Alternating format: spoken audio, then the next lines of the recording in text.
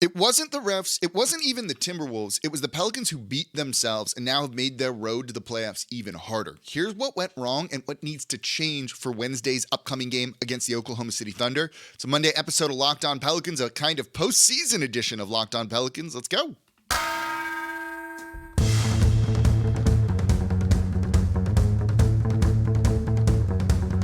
You are Locked On Pelicans, your daily New Orleans Pelicans podcast. Part of the Locked On Podcast Network, your team every day. Welcome to another edition of Locked On Pelicans, the daily podcast covering your favorite team, the New Orleans Pelicans and NBA, part of the Locked On Podcast Network, your team every day, available wherever you get your podcasts and available on YouTube. I'm your host, Pelicans Insider, credential member of the media, Jake Madison, at NOLA Jake on Twitter. Here with y'all on this Monday. It's play-in tournament week for the Pelicans taking on the Oklahoma City Thunder Wednesday in the Smoothie King Center.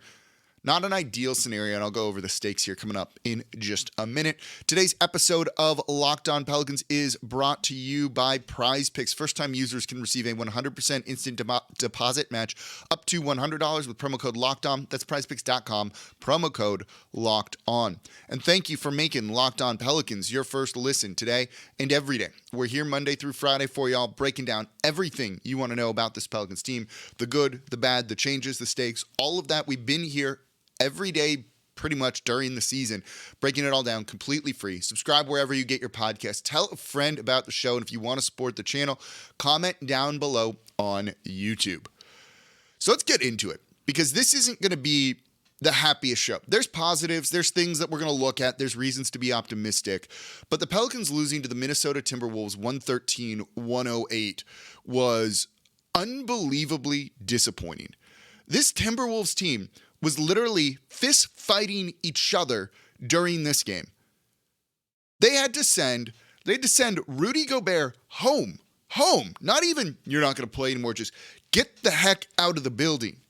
You had Jaden McDaniels punch a wall out of frustration and break his hand. That is a starter for them. And they still came back to win this game, a game that the Pelicans were winning by 8. At the half, they were up by 14 in this one, and it looked like this game was over. This seemed like one that should be done and shouldn't have been difficult for the Pelicans, and they made it difficult. And you saw in this game the worst of the Pels.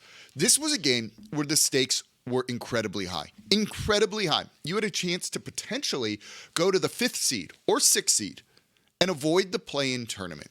You had a chance to at least finish 8th. And if you finished 8th, all you have to do is win 1 out of 2 games. You go on the road for the first game, and then you're home for the second game, and you need to just win 1 of those 2. You win the first one, you're in. If you lose, you can still win at home. But now they're the 9th seed after losing this, and their road to the postseason is even harder. You have to win that home game, and then you have to go on the road and win again. That's not easy to do.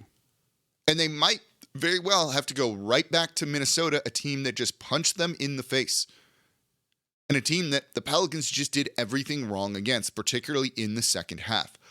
Knowing the stakes were this high, to see them play the way they did in the third quarter, it's not that there's no words. The word is disappointing. The word is you need to figure this out, and what were they doing here? That's pretty much an unacceptable loss, in my opinion, with everything we've seen from this team recently. They'd been playing some good basketball. You could see the past couple of games, the game against the Knicks, the game against the Memphis Grizzlies, were a cause for concern. Those two teams weren't playing their full complement of guys, and the Pelicans still struggled at times before ultimately getting the victories, which is what matters. So going on the road against a team trying to kind of win and who had all their guys, they seemed to have it right and then just imploded. This was a bad loss. Now, the good thing is the season isn't done yet. We saw them in a similar position last year, too.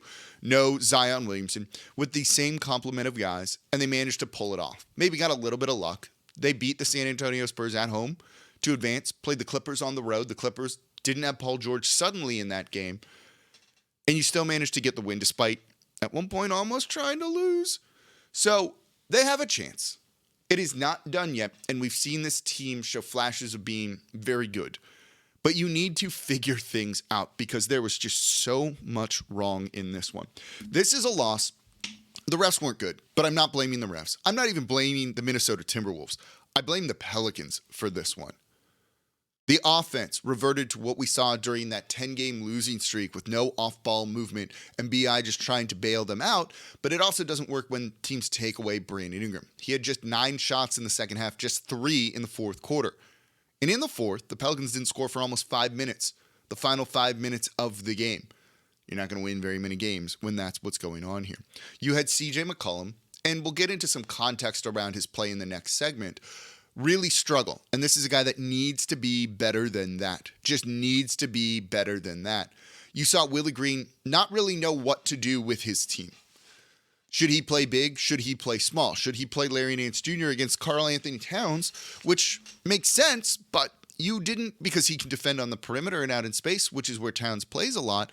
But Towns also shot 5 of 8 from 3, so having Larry Nance Jr. out there really didn't seem to do a good job. And they gave up way too many offensive rebounds by playing small. Larry Nance Jr. only had 1 in this game. The Minnesota Timberwolves had 15 second chance points because of that. That's your ball game right there. Jonas Valanciunas didn't play in the fourth quarter despite having 18 rebounds, 14 defensive rebounds, and 11 points. He was a +7. Larry Nance Jr., -10. Trey Murphy in this game, a guy that has had multiple 30-point games recently, just 10 shots, just 1 of 4 from 3. The Pelicans as a whole took only 21 threes. Now, there's a reason for that, and I'll get into that in the next segment too. But they lost the math game to the Minnesota Timberwolves, who took 36 threes. That's 15 more threes. Pelicans made 3 of theirs. They were 3 for 21. The Timberwolves were 13 of 36. Think about that. That's a 30-point differential in terms of three-pointers made. That number gets a little bit more even. The Pelicans take more, make more. Who knows what this looks like all of a sudden. But this was just all the worst stuff from the Pelicans rearing its head at once, particularly in a second half against a team that was shorthanded and literally had guys fighting amongst each other. You can't beat that team. It does not give a ton of hope to what they're going to be able to do in the play-in tournament unless this coaching staff, this team, gets a lot of self-awareness here all of a sudden and learns from the mistakes. Because frankly, there aren't answers on the bench. Let's get into all of that coming up here next in today's episode of Locked On Pelicans. Before we do that, though, today's episode of Locked On Pelicans is brought to you by PrizePicks. PrizePicks is daily fantasy made easy. You want to take Brandon Ingram to score more than 33.5 points? You can do that, and he did 42 on the night. You want to take Jonas Valanciunas to have a double-double or to have more than 15.5 rebounds? He did it. You can take that as well. PrizePicks is daily fantasy made easy, and it's simple. You pick 2 to 6 players, and if they go score more or less than their PrizePicks projection, you can win up to 25 times your money on any entry. And the best part is you're not competing against other people. It's just you versus the projections available. And PrizePicks offers projections on everything, including the NBA. Entries can be made in 60 seconds or less, and they also offer safe and fast withdrawals, and they're currently operational in over 30 states in Canada. So download the PrizePicks app or go to prizepicks.com to sign up and play daily fantasy sports. First-time users can receive a 100% instant deposit match up to $100 with promo code LOCKEDON. If you deposit $100, PrizePicks will give you $100. If you deposit $50, PrizePicks will give you $50. Don't forget, enter promo code LOCKEDON and sign up for an instant deposit match up to $100. And thank you for making Locked On Pelicans your first listen today and every day. We're here Monday through Friday for y'all, breaking down everything you want to know about this team, the good, the bad. We're going to really be looking at what's going on with this team and really see what they can do in the postseason or break down the changes they need to make in the offseason, given everything that's happened. So please subscribe wherever you get your podcasts. We're going to be here the whole offseason too. We don't drop to, at one point we'll drop to 3 days a week, but that's like August is when we'll end up doing that. We're going to have you covered through the draft and free agency, both of which should be pretty important for the Pelicans as well as the trade market. So subscribe and support their channel by commenting down below. And today we are talking about the Pelicans falling to the 9th seed after losing 113-108 to the Minnesota Timberwolves. So here's the scenario for them now. They got to win 2 straight games. First one's going to be at home against the Oklahoma City Thunder, and the second one is going to be on the road to either the Timberwolves or the Lakers, which, let's be honest, is probably going to be the Timberwolves. And now this year, your path to the postseason, I do think is tougher. That Oklahoma City Thunder team, who the Pelicans have done well against this year, going 3-1 against them, but in a couple of those games, they didn't have Shai Gilgeous-Alexander. And in the final game that they played, where he did play, he smoked New Orleans. This is a guy that's going to either be first or second team All-NBA this season. He's likely going to be first or second in most improved player voting. You don't want to play against a guy like that if you could avoid it. And the Pelicans really could have done a good job of avoiding that scenario if they had just beaten the Minnesota Timberwolves and not reverted to kind of all of the bad stuff that we had seen. So what was the bad stuff? Let's start with the offense. Brandon Ingram had it going in the first half, and the way he was playing, 27 points in the first half, will actually skew some of the numbers that we are going to talk about. And this is why we talk about this stuff on the show and don't just point to a box score on Twitter and go, Trey needed more shots or they needed to take more threes. There's a lot more context really around that. When you look at this first half, Brandon Ingram took 19 shots. You know, I was asked at the Pels 12 watch party, which was awesome, and shout out to Rel and all of them there, why Trey didn't take more shots in the first half. Because you had B.I. going 11 for 19 and scoring 27 points. And this team was up 8 at halftime. You don't need to change much when your best player is doing that. A lot of those were mid-range jumpers. Those were tough shots that he was hitting, but it was working. He was cooking. So you let him do his thing. There were maybe times when he was off the court that you'd like the Pelicans to manufacture better looks for other guys, Trey being one of them, certainly. But when he's cooking like that, no, you don't need to take as many threes. This is why when the Pelicans have Zion Williamson out there on the court when he's playing, they're a team that actually takes fewer threes because he's using the ball, he has the ball, he's taking shots, and he's taking them at the rim. You don't need threes when you have Zion doing the thing that he does. You need to make the ones you take, certainly. But it's going to mean those 3-point shot numbers go down. So the Pelicans being 2 of 11 in the first half is not a huge surprise to me. You would have liked more threes and things like that, or made threes than 2 of 11. But it worked because the Timberwolves were 5 of 20 and bricking their shots. So when you look at it like that, head coach Willie Green and the coaching staff needs to realize that you're going to see a regression to the mean for the Timberwolves. They're not going to shoot 5 of 20 the entirety of the way, and so realizing that you can't lose the math battle in the second half is going to be a problem. And that's exactly what happened here. They shot 8 of 16 in the second half. The Pelicans shot 1 of 10. That right there, that 7-point swing, not 7 made 3 differential is massive, and it really cost the Pelicans the game. And they didn't do a good job of creating other offense for other guys. Instead, kind of just relying on B.I. to do his thing. But you saw the Minnesota Timberwolves really trying to limit him. When he only takes 9 shots in the second half, you do need a guy like Trey Murphy to get way more looks than he did. 2 of 5 in the second half. This is the failing of the coaching staff and the players to really adjust.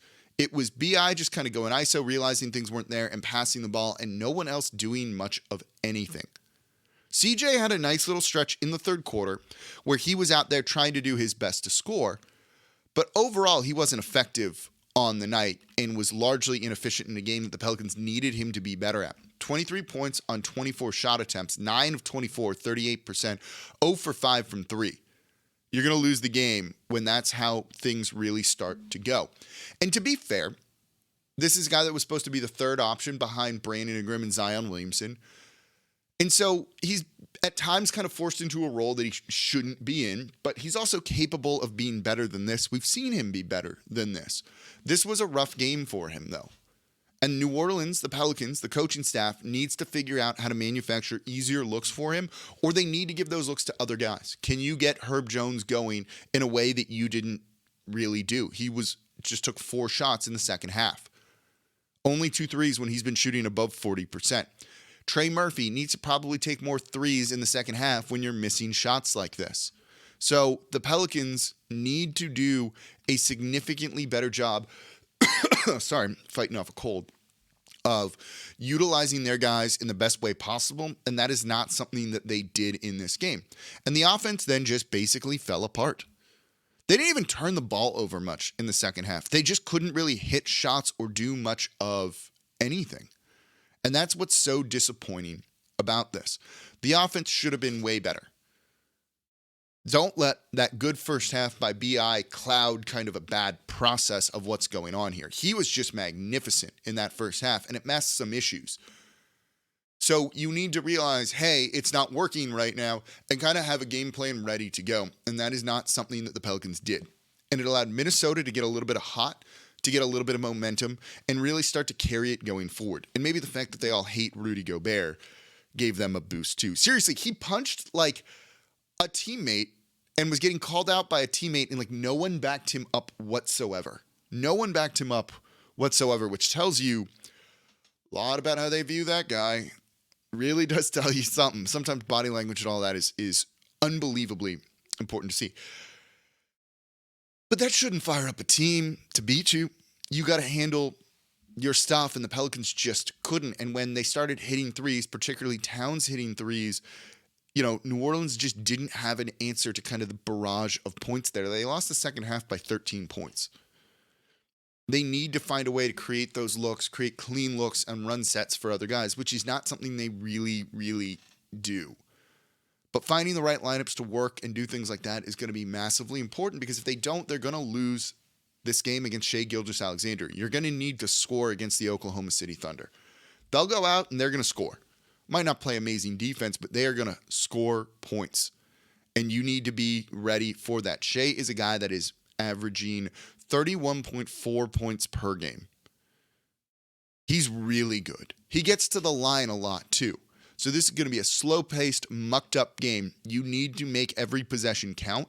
New Orleans needs to figure out how to do that. And that is something that they lost in this game and just didn't have a clue of what to do. Some of those lineups where it's just Brandon Ingram and four guys with no offense, those lineups are going to get rocked hard, I think, by the Oklahoma City Thunder unless you can find ways to really make it work. That's going to be on the coaching staff. That's something that, as they're flying back probably right now when I'm recording this, they need to look at some film and figure out exactly what to do. And hopefully there's some introspection there and they really make these adjustments quickly. We've seen some adjustments from them this season. We've also seen them really struggle with that. So it's a bit of a problem. So what changes are we going to see? And it's going to need to be with the group of guys they played, the 8 guys that they played. And I'll explain why coming up here next in today's episode of Locked On Pelicans. Before we do that, though, today's episode of Locked On Pelicans is brought to you by the Ultimate Pro Basketball GM, the coolest game I played in a long time. I've always thought I could be a great GM. Really thought it at one point, and it turns out it's not that easy at all. And if you've had the same thought and have fantasized about managing your own basketball franchise, go and download the Ultimate Pro Basketball GM right now.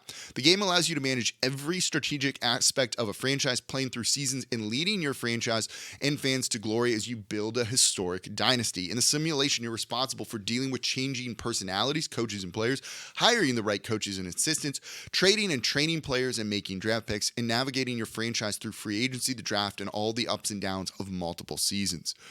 We have a league with all of our Locked On hosts in there. I've made the playoffs a couple times, never won a title. We got some back-to-back title winners with the Bulls. It's harder than it looks. It's pretty fun, though, and you can play it offline whenever you want. So Locked On Pelicans listeners get a 100% free boost to the franchise when using promo code Locked On in the game store. So make sure to check it out. To download the game, just visit probasketballgm.com, scan the code here, or look it up in the app stores. That's probasketballgm.com, Ultimate Basketball GM. Start your dynasty today. And thank you for making Locked On Pelicans your first listen today and every day. We're here Monday through Friday for y'all. No one else comes to you like this, breaking down everything you want to know about this Pelicans team. Subscribe wherever you get your podcast. Tell a friend about the show, and let's see what the Pelicans can do. And we'll have a more thorough, in-depth breakdown of the Oklahoma City Thunder coming up in tomorrow and Wednesday's show as well. And support the channel by commenting down below on YouTube. Number one thing you can do. We don't ask for money or anything like that. So, as I'm getting a ton of messages coming through right now, which could be good or bad, who knows. So, the Pelicans losing 113-108 to the Minnesota Timberwolves. What changes are we going to see? Let's start with the rotation, because I think this was something that I saw people saying a lot on Twitter, and I don't think is correct. The Pelicans had no bench points in this game, more or less. They just, there was nothing there. I'm trying to find where the bench points numbers were. I can't even find where those are at this point. Basically, just didn't have any. Just not working for the Pelicans in this game. Is it on the main summary? I'm trying to remember where this stuff is. They had 8 bench points compared to 38 for the Timberwolves. Now, the Timberwolves had some of those because, well, Rudy Gobert left at halftime and Jaden McDaniels only played 9 minutes. So that's going to skew those numbers a little bit. But the bench of Josh Richardson, Najee Marshall, and Larry Nance Jr. just didn't work. Didn't work. To be honest, I'm not sure there's another answer to some of those gaps. Let's start with the Larry Nance Jr. minutes here, because I do think that was a big problem for the Pelicans in this one. Jonas, who had 18 rebounds, 14 defensive boards, didn't play in the fourth quarter when you saw the Minnesota Timberwolves basically just out-hustle the Pelicans for some boards. And that's a big part of the reason they lost this game. Larry Nance Jr. was not effective. Couldn't guard Towns out there on the perimeter. Couldn't grab boards. Had a couple of nice steals and some nice plays to give him some credit, but this just wasn't the night for him. It just really wasn't working, and you saw the Pelicans close with Herb Jones at the 5 because they realized it. But those minutes in the third quarter also didn't work. And in the minutes he played in the second half, just not much of anything from Larry Nance Jr., and it allowed the Timberwolves to surge ahead and more or less tie the game during those times. Herb at the 5 wasn't great either. This is a game where you probably need to play Jonas Valanciunas more, and I get that the Pelicans are kind of reluctant to do that, particularly against a big that plays out there on the perimeter. But look, if Towns is going to go 3 of 3 from deep anyway against Herb Jones and other guys defending him, you may as well let him make those threes and at least have Jonas in there to grab you some defensive boards when you really need them. And that's not what we saw the Pelicans do, and it bit them. This is a twofold problem. First and foremost, this is roster construction and an issue there, because we said there was a need for a versatile third big, at the trade deadline. They didn't add that. And look, Jackson Hayes, Billy Hernangomez ain't the answer. Someone said, well, Billy Hernangomez can get you at least 2 points, 4 points. And it's yeah, he can, but he's going to give up 8 on the other side of the ball. Who knows what Jackson Hayes is going to do? It's not about needing bench scoring. It's about finding the right combination of guys that you can use to go out there. This was essentially a playoff game for the Pelicans. Running an 8-man rotation, which is what they did, and relying on those guys that have gotten you there is fine. Should they have relied on Larry Nance Jr. as much? No. But it doesn't mean put in Jackson Hayes or Billy Hernangomez. It means play Jonas Valanciunas more than 21 minutes. And that's where the Pelicans staff really failed in this one. You had not great minutes from Josh Richardson either. He played almost 30. Look, from what we've seen from Dyson really recently, I don't think he was going to be any better. You can say put in Kyra Lewis Jr., but no, that could be worse too, and there's no reason to think that he was going to be the answer. I just don't think there are answers on the current roster, because this roster is supposed to be built around Zion Williamson, and he's not playing. So when you look at this, I don't think the answer is bring other bench players in or things like that. Man, those guys aren't going to do anything to save you here. This is about making sure you're not running awful offensive players around BI and having zero offense at times when he's out there on the court. This is about really maximizing these 8 guys that you ran in this. You could maybe stretch that to 9 with Dyson Daniels if you wanted to. But the problem is offense. And I don't see another offensive player. And don't say Kyra Lewis Jr. because you don't know what he's going to give you. There have been moments when he's looked good, moments when he hasn't looked good. So again, in a playoff game, essentially, I don't know if he's truly going to be the answer. And it just means you're missing a kind of important guy, Zion Williamson, that you maybe should have thrown more at the Utah Jazz for Malik Beasley and Jared Vanderbilt and tried to add more depth. But this is the roster that the team has. This is all you can work with going forward, and the Pelicans need to figure that out, because their road to the postseason now requires 2 wins versus just 1. Not ideal compared to where they could have been. And they've got no one to blame other than themselves. Let's see if there's enough introspection, if they can look in a mirror long enough and really diagnose what's going on and come out ready to play Wednesday in what's going to be a tough game against the Oklahoma City Thunder. Because if they don't, season is over. And none of us want that. But there's still time for them to figure it out. There's still a chance that they can win all of this and get into the postseason, because they did it last year. But I do think it's going to be a little bit harder this year. So more to come on the Thunder, more to come on the Pelicans too. Maybe we'll get some updates from Zion and others as well, though not likely to see him in the play-in tournament. As always, I'm your host, Jake Madison, at NOLA Jake on Twitter. I'll be back with y'all tomorrow.